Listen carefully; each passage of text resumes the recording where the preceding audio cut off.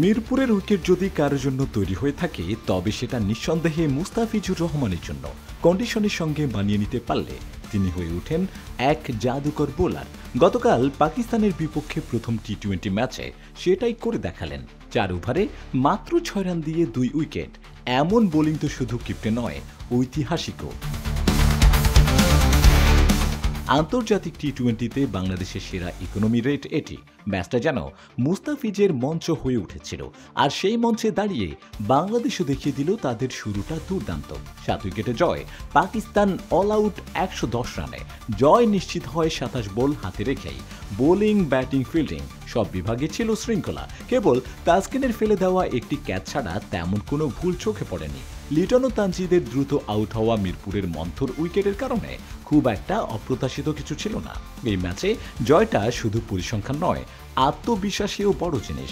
Match পূর্ব সংবাদ সম্মেলনে লিটন বলেছিলেন, লাহোরের ভুলগুলো মিরপুরে করতে চান না। শ্রীলঙ্কায় পাওয়া আত্মবিশ্বাস কাজে লাগানোর কথাও বলেছিলেন, আর ঠিক সেটাই হলো। টাইগাররা ছন্দ নিয়ে ফিরেছে ঘরের মাঠে, আর সেই ছন্দে নাচিয়ে দিয়েছে পাকিস্তানকে।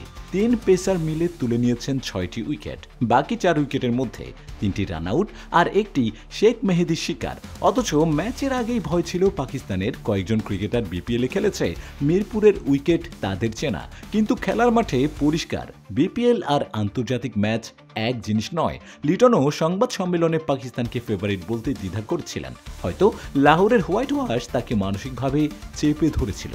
কিন্তু শ্রীলঙ্কায় ভালো খেলে ফেরার পর টাইগার বাহিনী যেন পুরনো ভয় ভুলে নিজের রূপে ফিরে এসেছে।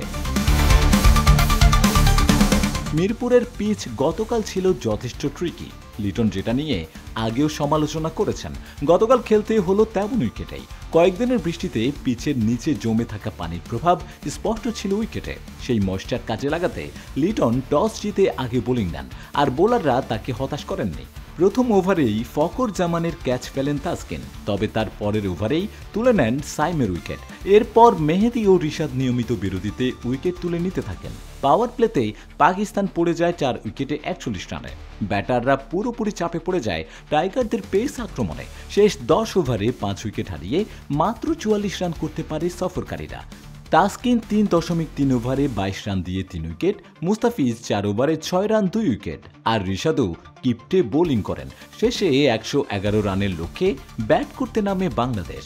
শুরুটা ছিল নড়বড়ে, 7 রানেই 2 উইকেট পড়ে যায়। কিন্তু সেখান থেকে পারভেজ হোসেন ইমন ও তাওহিদ হৃদয় মিলে গড়েন 73 রানের গুরুত্বপূর্ণ জুটি।